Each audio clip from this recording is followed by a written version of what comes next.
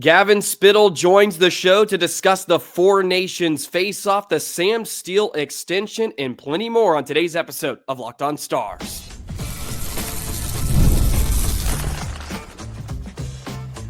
You're Locked On Stars, your daily podcast on the Dallas Stars, part of the Locked On Podcast Network, your team every day. Howdy, Stars fans. I'm Joey Erickson, former producer of 105 Through the Fan and play-by-play voice of the Corpus Christi Ice Rays. It's a pleasure to be with you once again for another week of Locked On Stars. And before we get to our wonderful guest, I do want to make sure you know today's episode is brought to you by FanDuel. Right now, new FanDuel customers can get $150 in bonus bets if you win that first $5 bet. And now, without further ado, the former bench boss of myself, Gavin Spittle of 105 Through the Fan, but more importantly, probably the host of Spits and Suds. Gavin, how are you doing, good sir? Man, I am doing great. I am on this high. I was out earlier and I'm like, the fact that we have to take a day off from the Four Nations, my goodness, we need to make this a Six Nations. We really need to expand this. This is just absolutely amazing. I'm sorry. I just had to say that off the bat. I'm just my excitement is crazy about this tournament. I love that you brought that up. And I was mulling this over as I was on a couple of flights this morning, got into Detroit, currently here for the NAHL Top Prospects Tournament, nice. Which is going to be awesome. It's sort of the all-star game of the North American Hockey League, and 3 Ice Rays are going to be represented here over the next few days. But I love that point about expansion.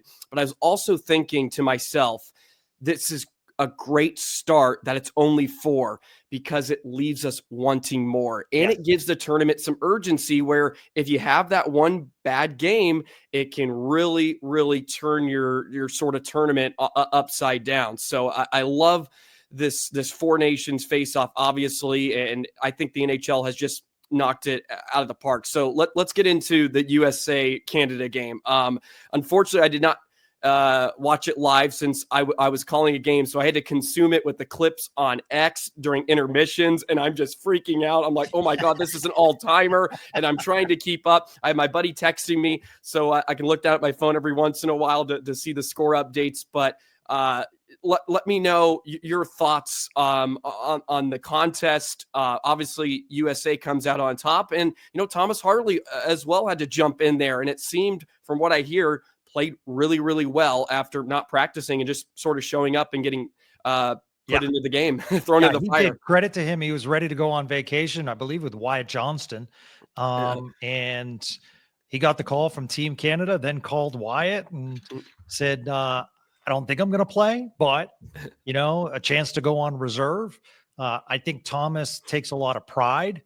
And we have to remember he was born in the USA, could have been part of Team USA. Unfortunately, USA did not select him. So Team Canada did, because one of his parents is from Canada. So that's completely legal. Mm-hmm. And he played for Canada in the World Juniors. Once you declare, you can't change.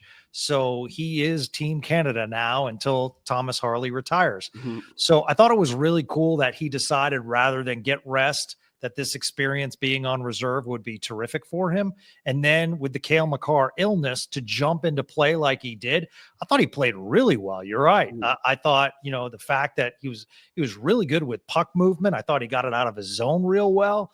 So I did not see, obviously you're going to have a bit of a drop off because Cale Makar is a game changer. Yes. But I didn't see they were talking about inexperience. And I understand because Thomas Harley's only a couple years in, but the minutes that Thomas Harley has logged for the Stars, specifically when Heiskanen went out, he comes with actually a lot of experience now. Yes. And maybe it's his first international experience minus the World Juniors, but he was ready. He played well. I thought he was a good pairing with Parayko at one point. So I thought, he was fine out there, and I wouldn't be surprised if he gets, some more playing time, although Cale Makar is apparently trying real hard to get into the lineup for tomorrow.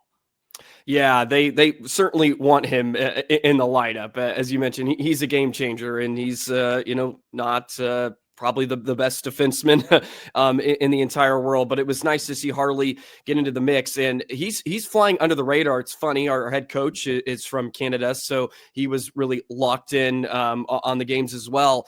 And I mentioned with Makar out, I'm like, oh, Thomas Harley's going to step in, and he had no clue who Thomas Harley was until the other night, and he said he was really good because he doesn't watch a lot of Dallas Stars hockey. He's a big Canadians guy. He's a Habs guy, so he watches a lot of Montreal, but he had not known who Harley was because I think he gets overshadowed by Heiskanen to some degree just because Miro is so good.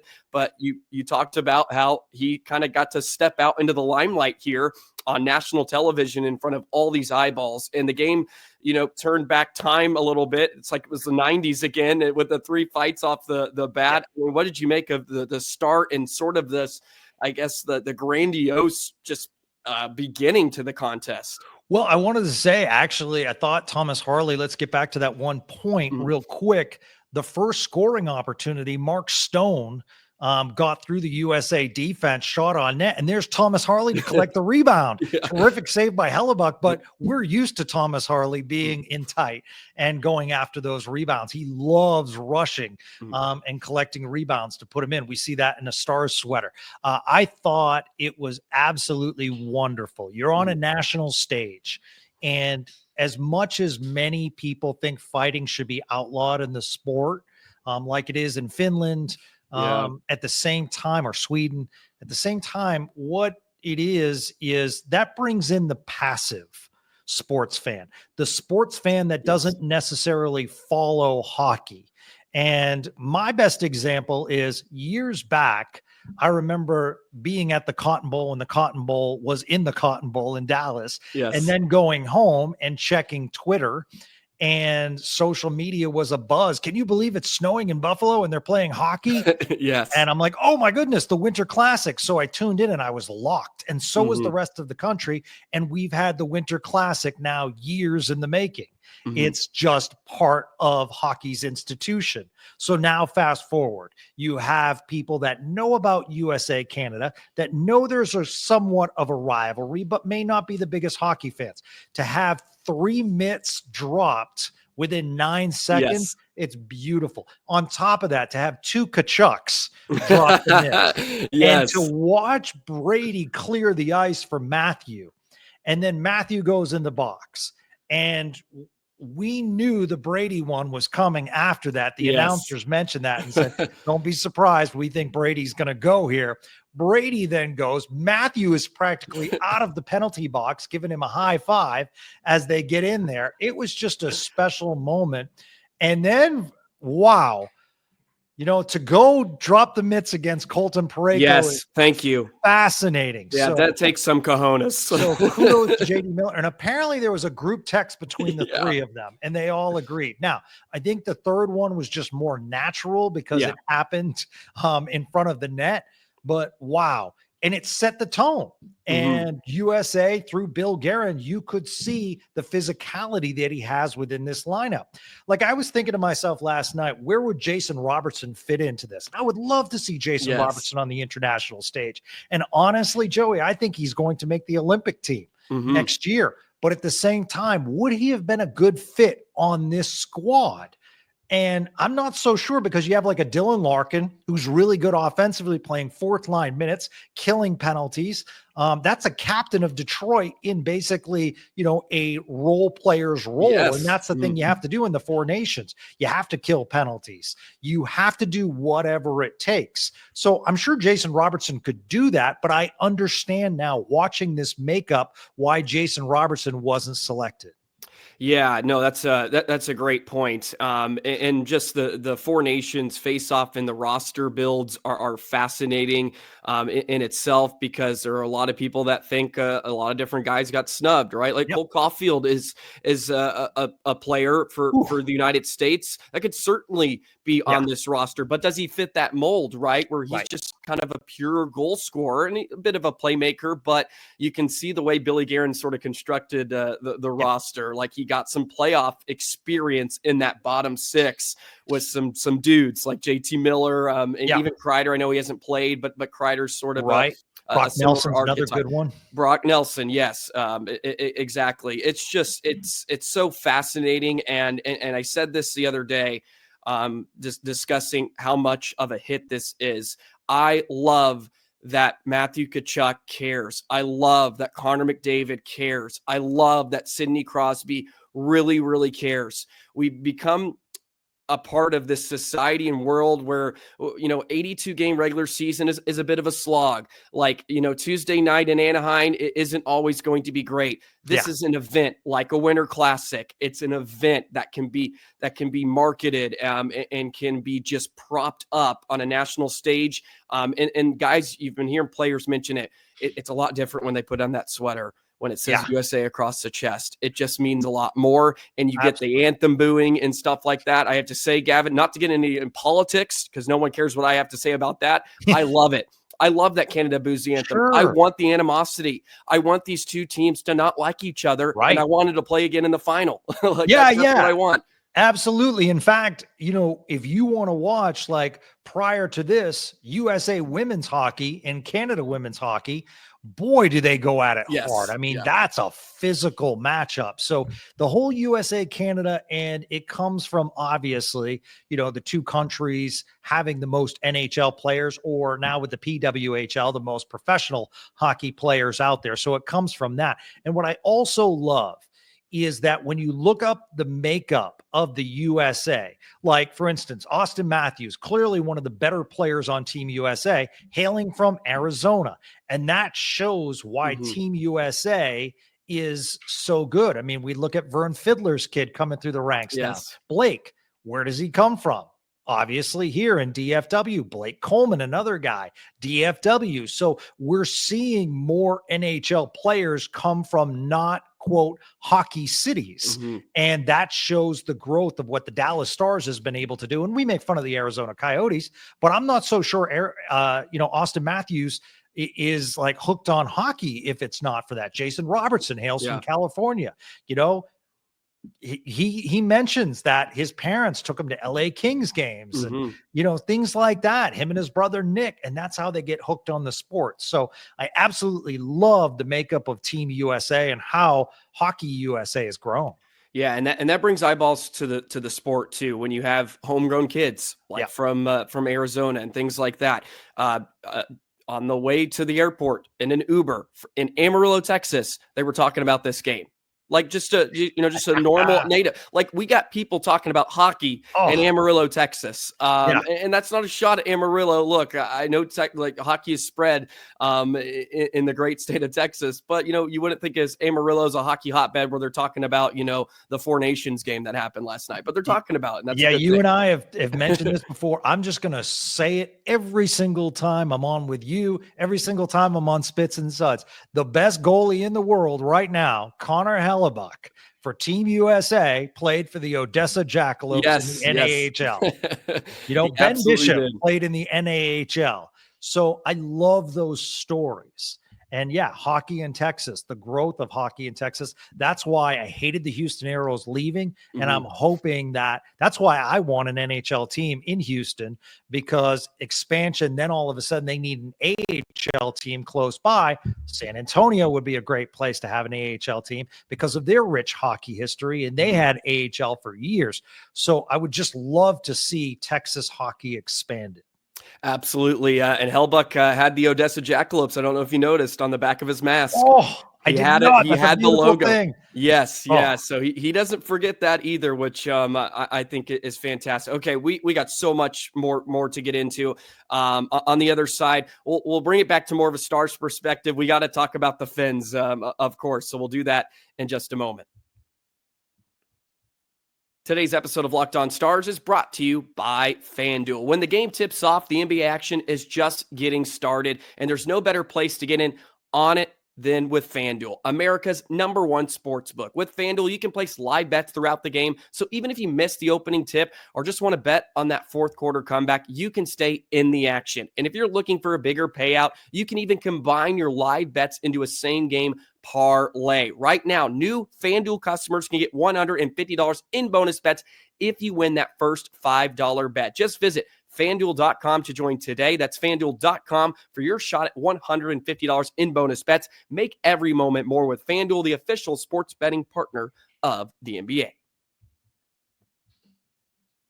Okay, let's segue into the Dallas Finns here, and Team Finland that is giving everybody a run for their money. Outside of the USA game, you could just feel that US was just going to be too much for the Finns, but they've played very well since, and they get the huge win over their rival Sweden, and it's a Dallas star, Mikael Granlund, that gets the overtime winner.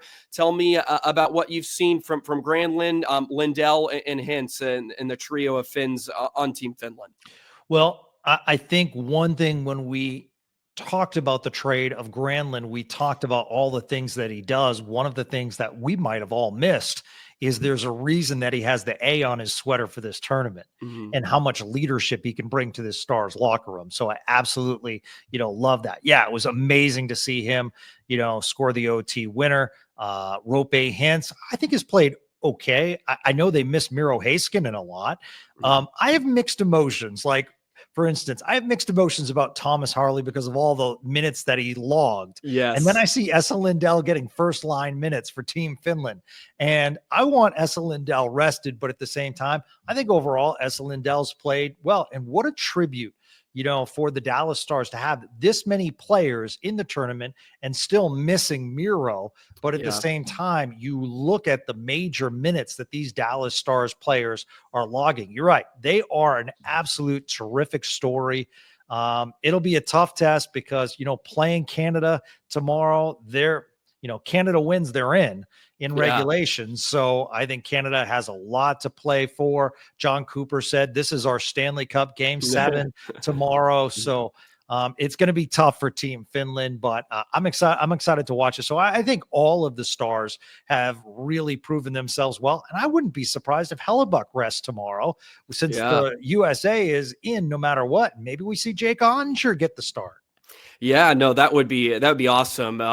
Just to get him in the fold too. I did say in the precursor to the tournament, if it's one star that I don't mind if he doesn't play, it would be Jake Oettinger a bit. I think the more days off, the better. But he wants to get in. He wants to get in between the pipes and mix it up a bit. Lindell's been a workhorse for that Finland team. I like to see him on the power play too. Maybe the Stars should have gone to Lindell a bit sooner in the season with some of their power play struggles. Unfortunately, they're starting to turn things around a bit, so we may not see Lindell quarterback the power play, but it's kind of interesting to see him sort of, be the fulcrum in their power play unit, along with, some talented guys. Hey, give me Esa Lindell back there just to stop these shorthanded opportunities. Exactly.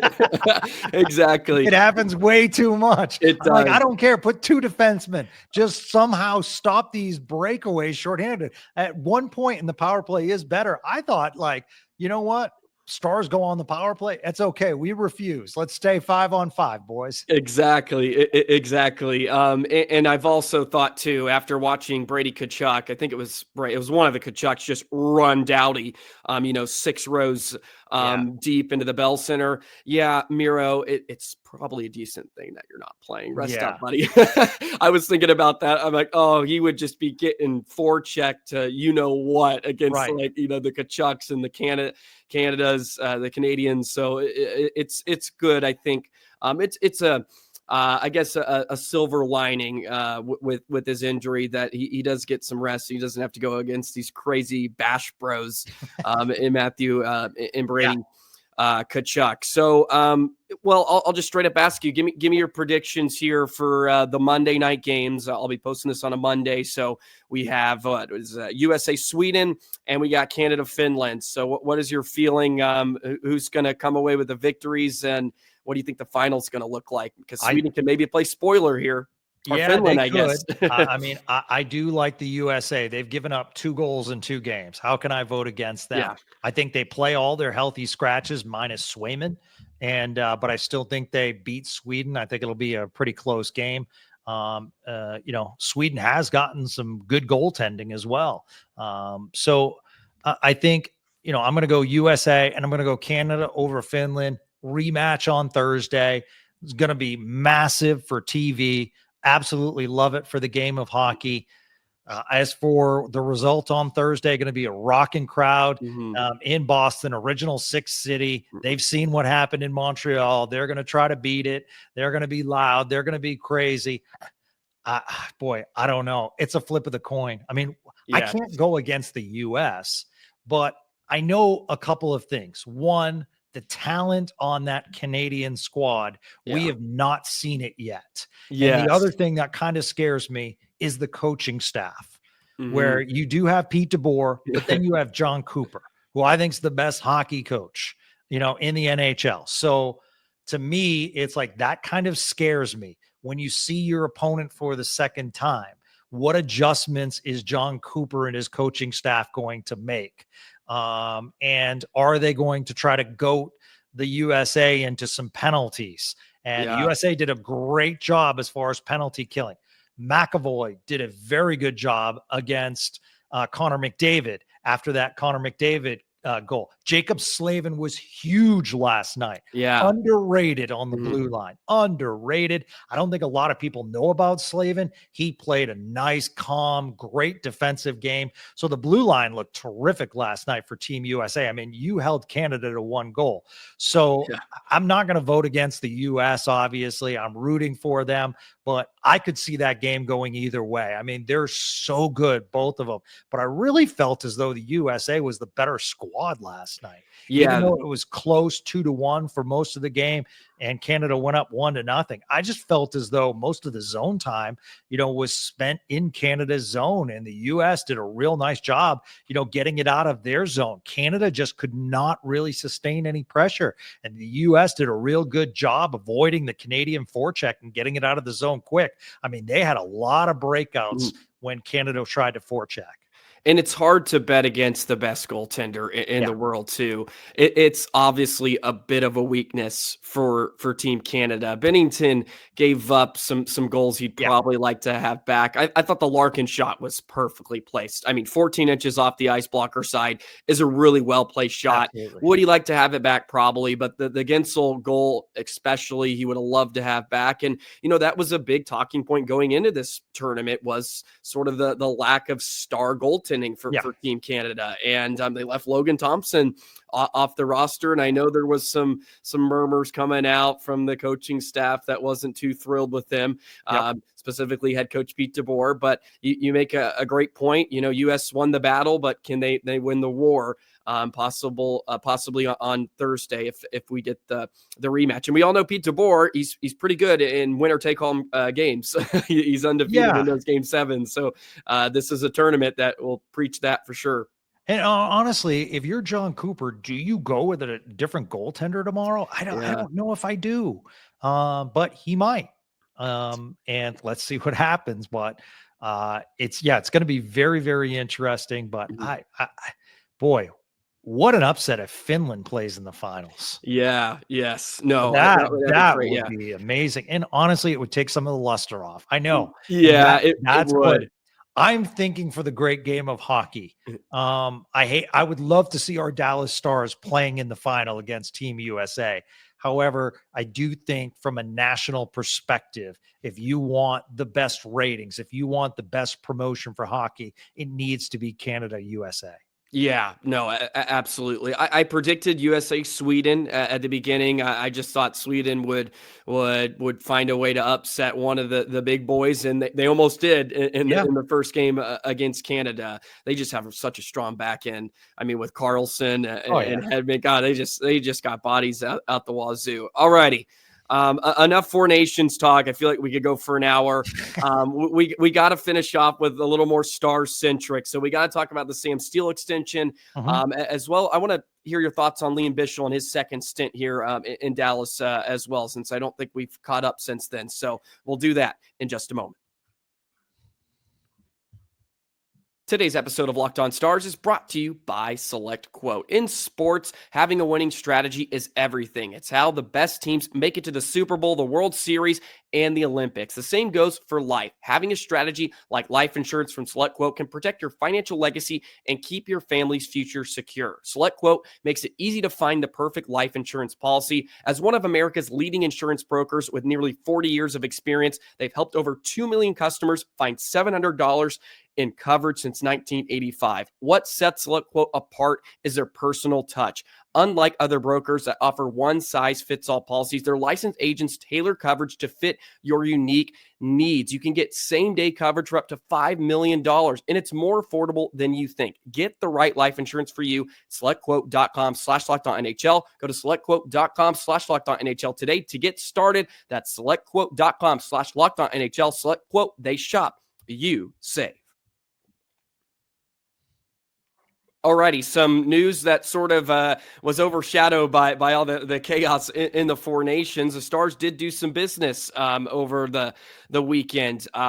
It was announced that Sam Steele received a 2-year contract extension worth $4.2 million, has an annual average value of $2.1 million. Sam Steele, 27 years of age, of course, came over after not being re-signed by Minnesota a few years back, and I said Stars fans are going to love him, and I think he's become sort of a fan favorite after the last few seasons. So what do you make of the extension, and what do you think of Sam Steele, the player? He's someone we don't get to touch a lot on because there's so many big names, but these are key guys in your lineup when you want to win a Stanley Cup.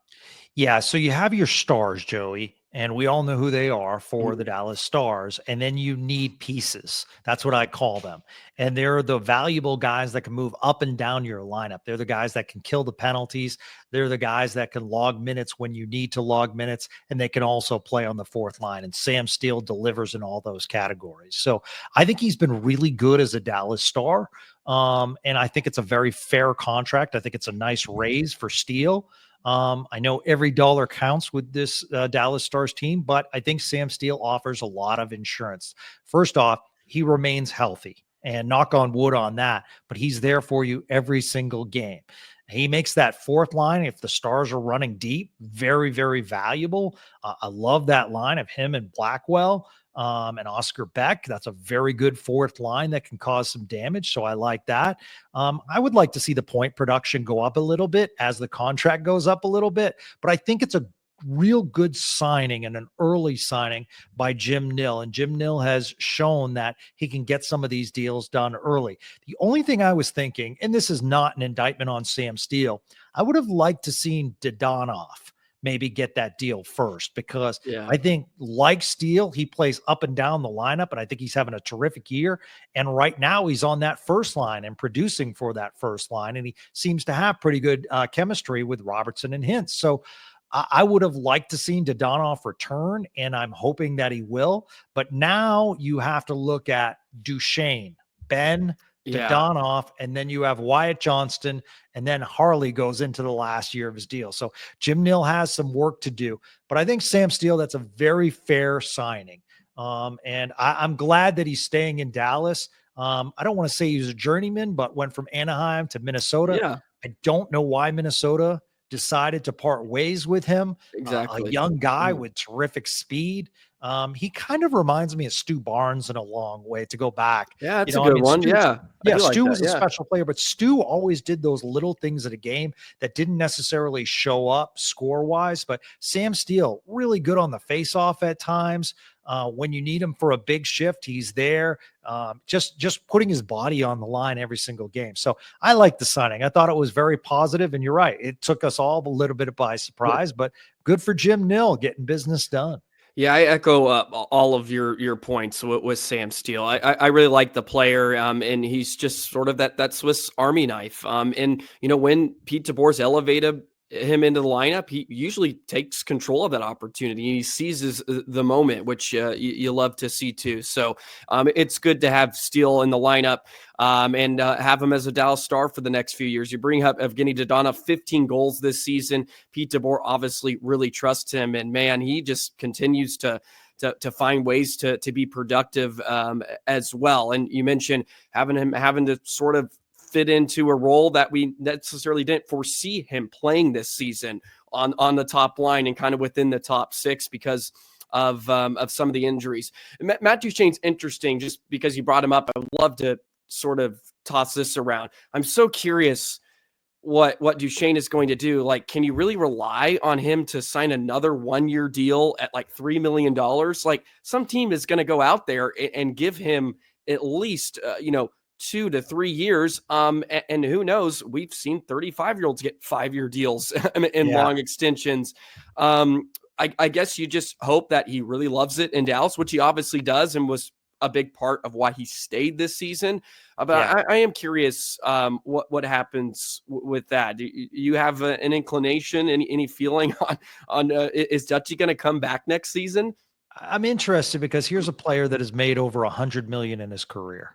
So financially, I think he's good. I think he loves living here. I know his family obviously all lives here. He likes his teammates. Heading into the offseason last year, I kind of had the feeling he was coming back because he kept saying, we need to do this. We need to be better here. We need to do this. And I thought that was a telltale sign. I'm not so sure he wants to leave, but I do think the price needs to go up. Yeah. And I would probably offer him 2 years, $5 a year, and see what, how that goes. That's a nice raise for him. I think it's very fair. And I would do the same for Jamie Benn, and see what, that is. If some team wants to offer 8 and Matt Duchene wants to go for 8, then the Stars just need to deal with that. Yeah. They can't go 8 a year. They can't go 7 a year. I mean, they have so many contracts up, and you have to save that money for Wyatt Johnston and Thomas Harley if you want those guys to return. So to me right now, I think Duchene gets a raise, but I would love to see him stick around. Maybe it is a 1-year deal. At his age, and he's a veteran, he might just want 1-year deal, similar to Joe Pavelski. Yeah. But the Stars are doing everything off the ice as far as helping Matt Duchene feel right at home. And I think that Duchene, one of the other reasons is Dallas really wanted him. Yeah. And I think, I think that really bothered him a bit, what happened in Nashville. Yeah. And I think for the Stars' aggression to land him and the relationship he has with Sagan, and for the Stars, I think it's more than just Matt Duchene. I think it's for, Mason Marchment and Tyler Sagan. Yeah. Because I think he made them better players. Yes. And whoever is on that Duchene line seems to all of a sudden start playing really, really well. So I think it's not just Matt Duchene, what he brings. I think it's Matt Duchene, similar to a point guard in basketball. He just is so good at dishing and picking up assists that, honestly, I think he's a must sign. I would actually, and I know a lot of people get mad at this, I think he's a sign before Jamie Benn at this point. I would agree with you on that for sure, because why would you not want him back? Yeah. He's your leading scorer, and you just said he's the straw that stirs the drink for his line, and he's been arguably the best forward for Dallas all year long. Obviously the points back that up to some degree, but man, there's just some nights he still has it at 34 years of age. Like, his legs are firing, man. I mean, I think those are tree trunks. Yeah, on the West Coast trip, I think it was in that LA game. He was just like a whirling dervish out there against Kopitar. I mean, he was making Kopitar, look a little average at one point. I'm like, holy cow, Matt! He's just on one. Absolutely. And I remember an overtime win by the Stars where I think Duchene got the game winner, in fact, but he started by preventing the puck from going out. If he just does a regular shoulder check into the player, then that puck gets out of the zone. But what he did was check the player and then released his body, pinned the puck up against the boards, which allowed the Stars to keep it in, and he ended up scoring. It's those little things, the hockey sense and the hockey IQ at his mature age, and the fact that the speed hasn't gone away and the point production is still there. It's just because, Matt Duchene has had a very interesting career, exploded at times for Colorado, awesome for Ottawa, and Ottawa gave him up to Columbus and played well in the playoffs for Ottawa, but had never passed the second round until this past season with Dallas. Yeah. And I think that's the other thing that comes into play when, financially he's all set. What does he really want? He wants that cup. Dallas gives him a really good chance that maybe another team might not. So I think he knows what he has here in Dallas. So, but if I'm Jim Nill, that is absolutely a top priority. Especially when you're in your mid 30s and you look at the way the Stars are constructed.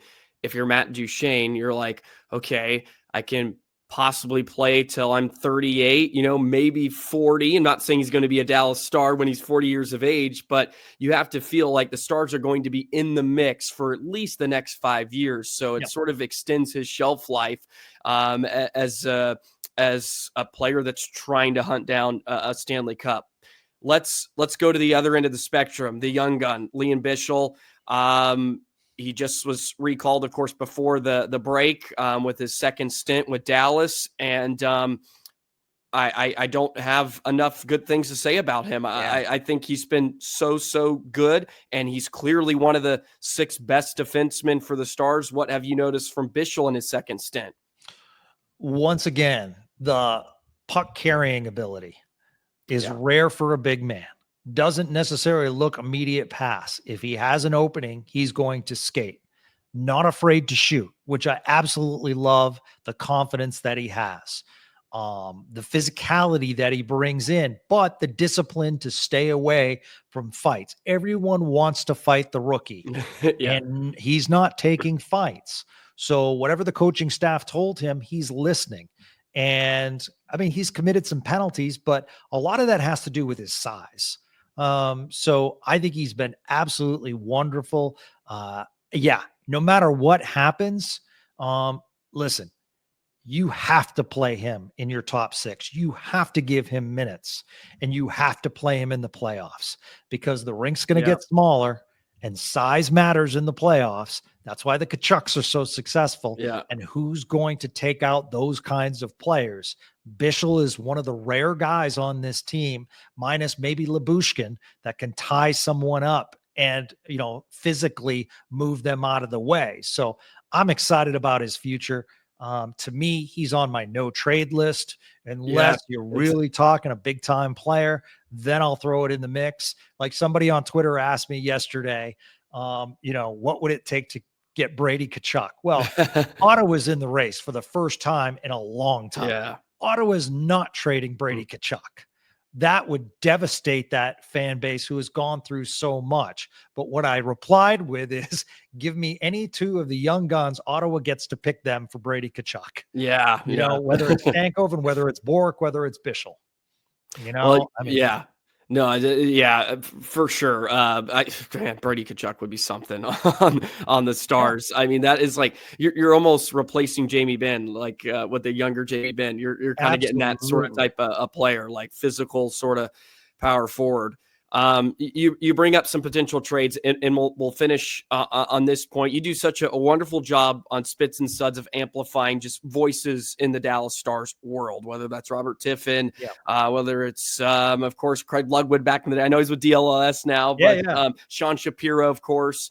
So I'm curious, with the trade deadline looming, it's always fun to play sort of fantasy GM. What are some names that you're throwing out there? What are some names that you're maybe hearing from some of the guests that you have on, or just really anybody you're interested in that you would love the Stars to go out and get here in the next few weeks? Well, we were on the Granlund, and I'm proud of that. And we kept bringing up his name because he had an expiring contract, and Jim Nill has mentioned several times it's all about collecting UFAs.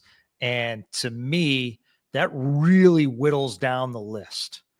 One name I'm intrigued by, and it goes against what I'm looking for, because I'm looking for a puck-moving defenseman right now for immediate help.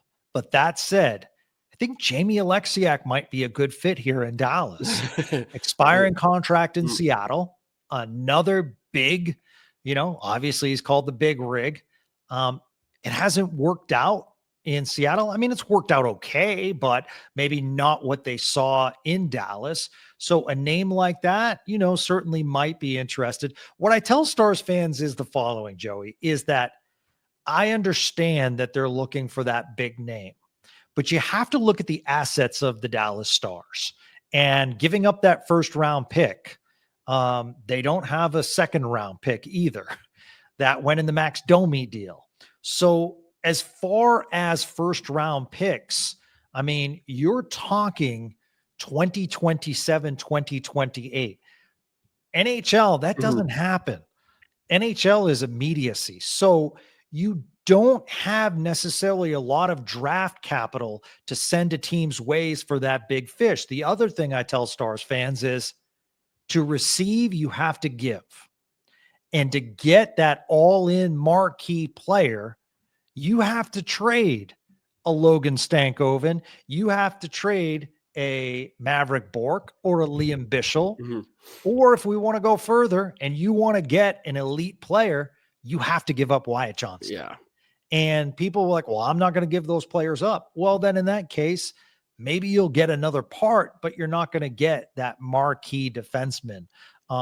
So they might just wait. I would not be surprised if Jim Nill makes some kind of trade, at some point. It would be great if part of that trade was a prospect, so to speak, to get the Matt Dumba deal off your shoulders for next year. Yes. But what team wants Matt Dumba right now? Yeah. So, more importantly, let's see how Lyubushkin responds after the Four Nations. But, I'm interested. I think right now they need a defenseman. I think Cody Ceci certainly helps. Granlund certainly helps. But I've also seen this defense now is susceptible. And, their teams can exploit that because unless it's Harley, who's taking it out of the zone? Yeah. And it's got to be Ceci as your second, maybe. Maybe Matt Dumba, but he's not the puck carrying defenseman he once was. Yeah. So you're really limited. And that Nils Lundqvist, hard to believe that we're talking about Nils Lundqvist going away Yes. and that affecting the Dallas Stars. But Gosh. you know what? It has affected the Stars. They don't have puck moving defensemen. So if you can get a guy that can move the puck, I think that's great, even if you're totally healthy going into the playoffs with Miro back.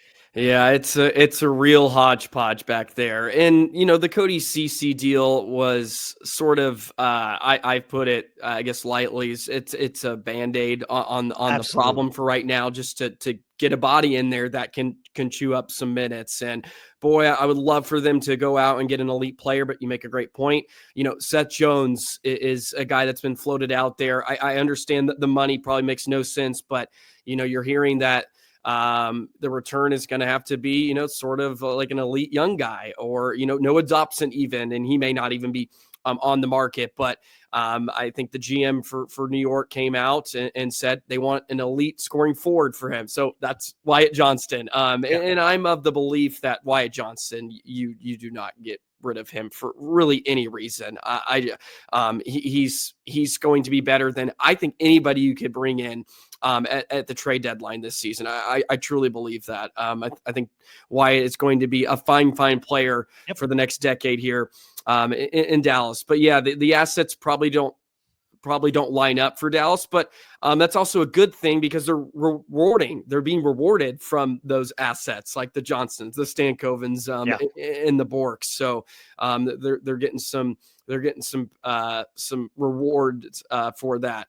Apologize for just my absolute brain being fried. I've been up for like 14 hours, so I appreciate you carrying me today. I'm slurring and I'm just trying to get through it. So, well, I mean, you bring up a great point with Seth Jones. If you can go, young player with a couple of picks, the Frisco native would look. I'm interested in Seth Jones and how he'd look in a Stars sweater. Yeah. He has not been on a good Chicago. Now, Chicago would have to retain about $4 or $5 million of that salary. So, but maybe Chicago wants to do that because then they get $4 to $5 million back. But Seth Jones, I think Seth Jones, because of his injuries, people really haven't seen the Seth Jones that I think, we have seen. And he's been much healthier this year in Chicago, but it's a really bad Chicago team.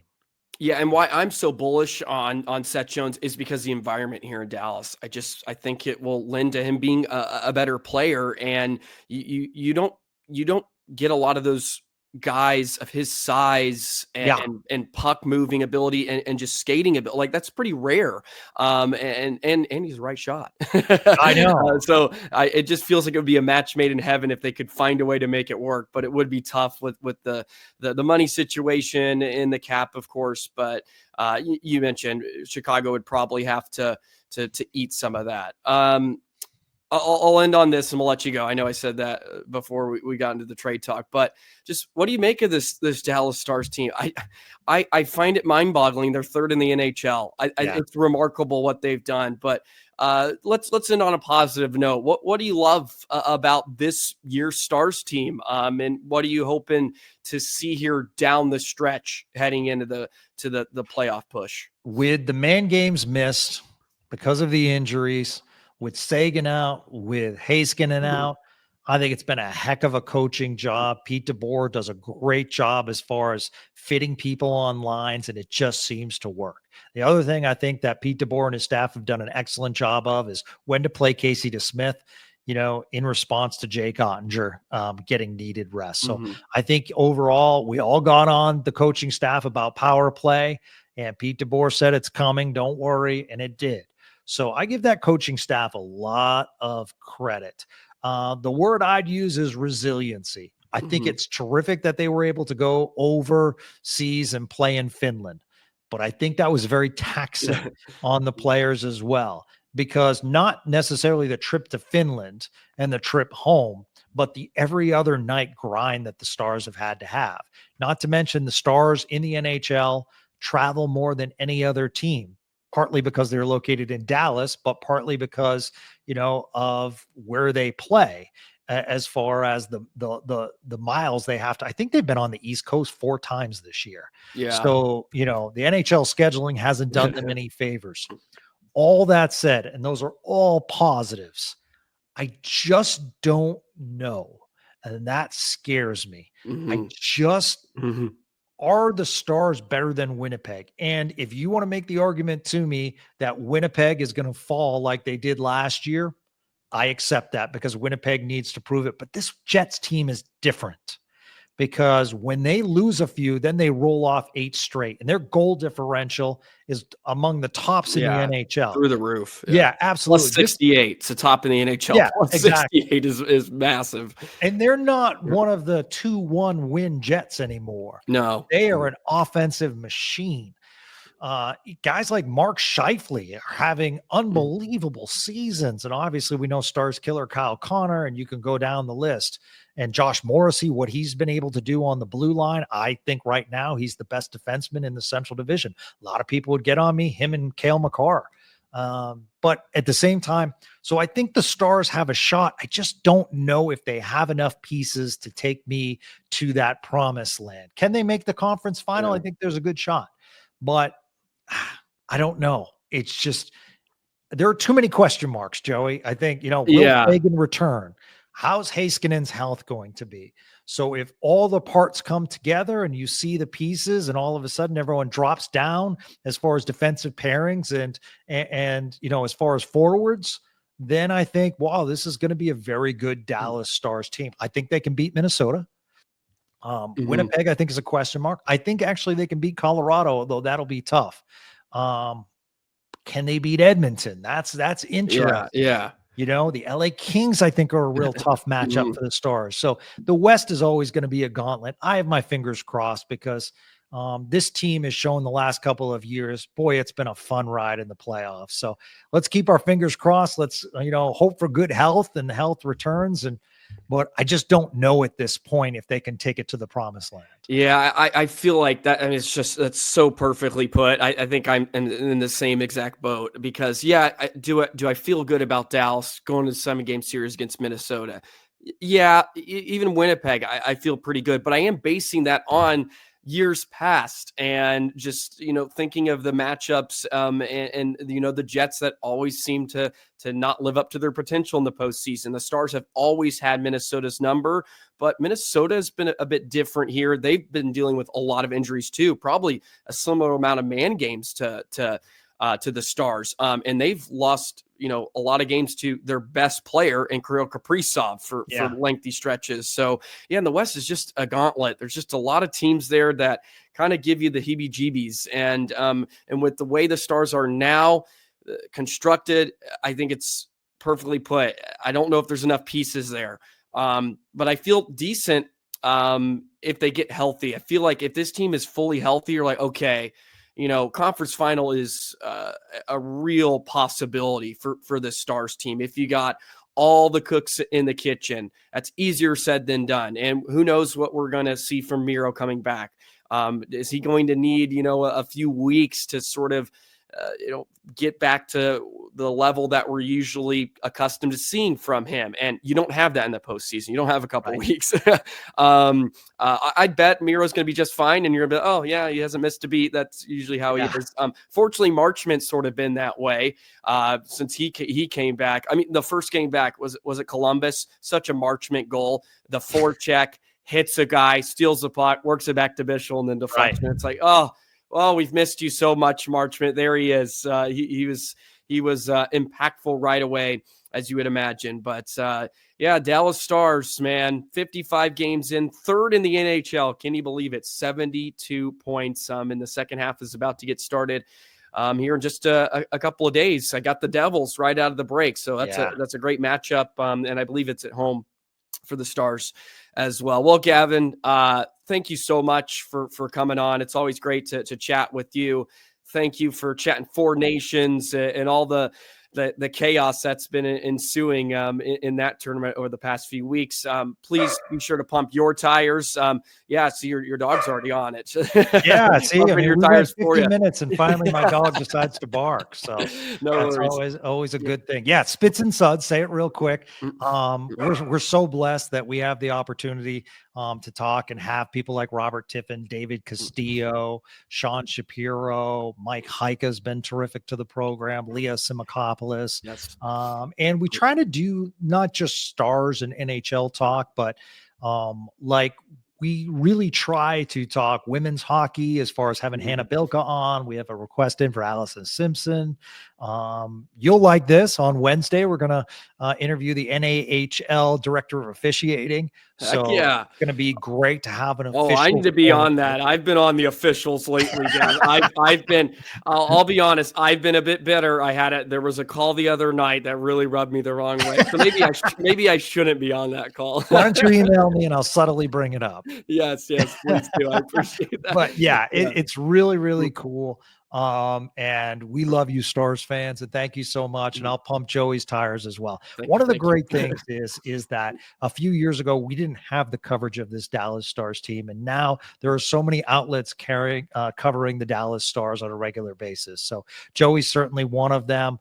So thank you so much for all you do. I just think it's wonderful. I mean, people think that we compete, and I guess we do to some level, but at the same time, I mean, the more the merrier. Yes. And, we're talking hockey in Dallas, Fort Worth, and the Stars now have multiple voices. And the cool thing I like about you on Locked On and what I love about Spits and Suds is, technically we're not intertwined with the Dallas Stars. So I understand sometimes I might say something negative or constructive criticism. That's nothing, but I mean, I'm allowed to give my opinion, and that's a beautiful thing. And hopefully people understand that. And what I also love is the feedback that we get from overseas. I mean, the fact that we have people in Italy, in Switzerland listening, in England listening. These people are up at 2, 3 a.m. watching the Dallas Stars. That's so beautiful. Yeah, those are true fans. It's been great. So thank you for allowing me to plug it. Spits and Suds. So thank you for following and supporting the program. Of course. Well, thank you so much once again. It's a perfect way to kick off our week here on Locked On Stars. Stars fans, enjoy the rest of the Four Nations Faceoff tournament. We'll be back with more episodes throughout the week. And before you know it, Stars hockey will return. And I think we're starting to get that itching back in too. Is like, we want Dallas Stars hockey back. It's been too long now after a few weeks off, but the Four Nations tournament has been a nice breakup in the schedule. Well, that'll do it for today's episode. Again, Stars fans, have a wonderful Monday. Enjoy the rest of the Four Nations Face-Off tournament, and we'll see you guys on next episode. So long, Stars fans.